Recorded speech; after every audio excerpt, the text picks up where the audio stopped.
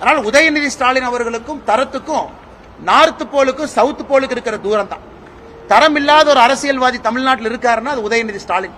துணை முதலமைச்சர் உதயநிதி ஸ்டாலின் மிகவும் தரங்கெட்டு பேசியதாக பாஜக மாநில தலைவர் அண்ணாமலை ஆதாரத்தோடு வெளுத்து வாங்கியுள்ளார். நாங்க தான் அரசு பள்ளியில ஓசியில சாப்பாடு போடுறோம்ல, நாங்க தான் அரசு பள்ளியில ஓசியில யூனிஃபார்ம் கொடுக்கறோம்ல, நாங்க தான் அரசு பள்ளியில ஓசியில ஷூ கொடுக்கறோம்ல.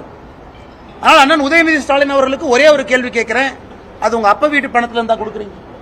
மக்கள் கொடுக்கக்கூடிய வரி பணத்துல அரசு பள்ளியில் படிக்கக்கூடிய மாணவ செல்வங்களுக்கு எங்ககிட்ட இருந்து வாங்கக்கூடிய வரியில அந்த வரி பணத்துல நீங்க சீருடையும் மத்தியான உணவும் கொடுக்கறீங்க. உங்க குடும்பத்திலிருந்து கொடுக்கறீங்களா இல்ல உங்க அப்பா தாத்தா பணத்தை கொடுக்கறீங்களா?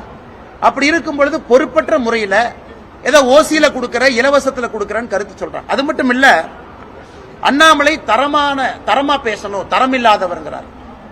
இன்னைக்கு யாரு தரமானவர் நம்ம பேசுவோங்க ஐயா. இங்க உதயநிதி ஸ்டாலின் பேசுற சில வார்த்தைகளை உங்க முன்னாடி நான் பேசுறேன். இந்த மாவட்டத்தை சார்ந்த முன்னாள் முதலமைச்சர் அண்ணன் எடப்பாடி பழனிசாமி அவங்களை பத்தி என்ன சொன்னாங்கன்னா, விட்டால் எடப்பாடி பழனிசாமி அவர்கள் சசிகலா அம்மையார் காலுக்குள் ஊர்ந்து சென்றிருப்பார். இவர் எடப்பாடி அண்ணன் பத்தி கொடுக்கிற சர்டிபிகேட். எடப்பாடி பழனிசாமி மோடியை பார்த்தால் படுத்து விடுவார், அமித்ஷாவை பார்த்தால் படித்திடுவார், சசிகலா அம்மாவை பார்த்தால் முட்டி போடுவார். இது உதயநிதி ஸ்டாலின் அவர்கள் உதிர்த்த ஒரு பொன்மொழியில, பல பொன்மொழியில இது ஒன்று. 2016 உதயநிதி ஸ்டாலின் அவர்கள் போட்ட ஒரு ட்வீட்டை காட்டுறேன். இதுல பாருங்க, மதிப்புக்கு மீறிய புரட்சி தலைவி அம்மையார் ஜெயலலிதா அவர்கள் இருக்கிறாங்க, அது பக்கத்தில் ஒரு சினிமா நடிகை இருக்கிறாங்க.